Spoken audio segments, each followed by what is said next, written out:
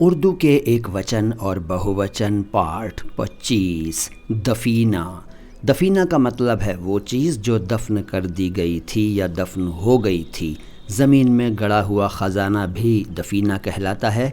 इसके अलावा पुरातत्व भी इसका एक अर्थ है और छिपी हुई इच्छाएं भी इसका एक अर्थ है दफीना का। इसका बहुवचन है दफ़ाइन। फिर रुबाई।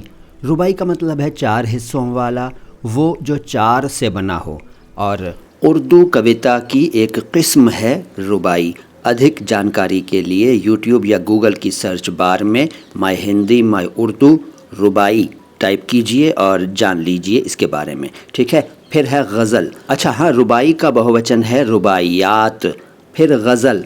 गज़ल का एक मतलब है महबूबा से बातें करना, और गज़ल उर्दू कविता की एक किस्म है। इसके बारे में भी अगर आप ज़्यादा जानना चाहें तो यूट्यूब या गूगल पर my Hindi my Urdu ghazal type कीजिए और हमारा वीडियो देख लीजिए। इसका बहुवचन है गज़लियात। इसके बाद रीह। रीह का मतलब है पेट में पैदा होने वाली वो गंदी हवा जो गुदाद्वार से निकलती है। अंग्रेज़ी में फार्ट कहते हैं। इसके अलावा आम बोलचाल में पाद कह देते हैं। वैसे पाद शब्द के बारे में मेरा एक सेपरेट वीडियो है छोटा सा, उसमें आपको बहुत जानकारी मिलेगी। उस वीडियो को ज़रूर देखिए। उस वीडियो तक पहुंचने के लिए कमेंट बॉक्स में या तो मुझे बताइए या गूगल या यूट्यूब की सर्च बार में माय हिंदी माय उर्दू पाद टाइप कीजिए और वो वीडियो देख लीजिए, ठीक है।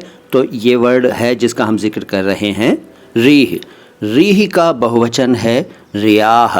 फिर रुक़ा। इसको रुक़ा कह देते हैं, रुक़ा, लेकिन ये रुक़ा है, रुक़ा रुक़ा, सिंपली रुक़ा, ठीक है। इसका मतलब है ख़त, चिट्ठी, पत्र, और वो कागज़ जिस पर शॉर्ट में कुछ लिख कर दिया जाए या भेजा जाए, और इसका बहुवचन है रुक़ात।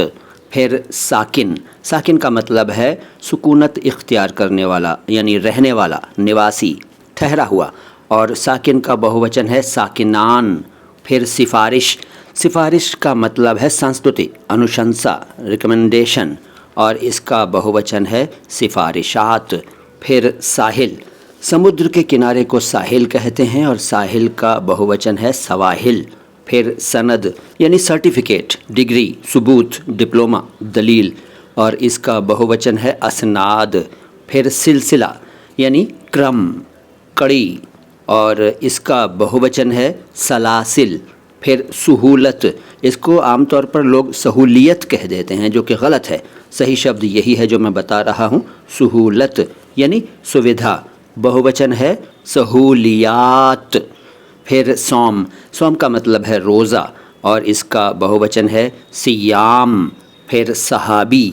सहाबी आम तौर पर हज़रत मोहम्मद सल्लल्लाहु अलैहि वसल्लम के साथ रहने वालों को कहते हैं, उनके दोस्तों को कहते हैं, लेकिन इसका विस्तृत अर्थ अगर मैं आपको बताऊं तो वो है हज़रत मोहम्मद सल्लल्लाहु अलैहि वसल्लम का समकालीन वो पुरुष जिसने हज़रत मोहम्मद सल्लल्लाहु अलैहि वसल्लम को देखा, और इसका बहुवचन है सहाबा।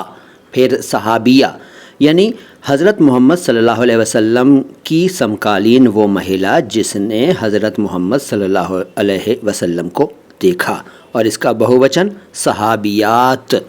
तो छोटा सा ये वीडियो आपको कैसा लगा कमेंट बॉक्स में बताइए। अच्छा लगा है तो लाइक कीजिए, अच्छा नहीं लगा है तो डिसलाइक कीजिए। चैनल को सब्सक्राइब नहीं किया है तो कर लीजिए, और हमारे दूसरे वीडियोस भी देखा करिए और दूसरों को भी दिखाया करिए।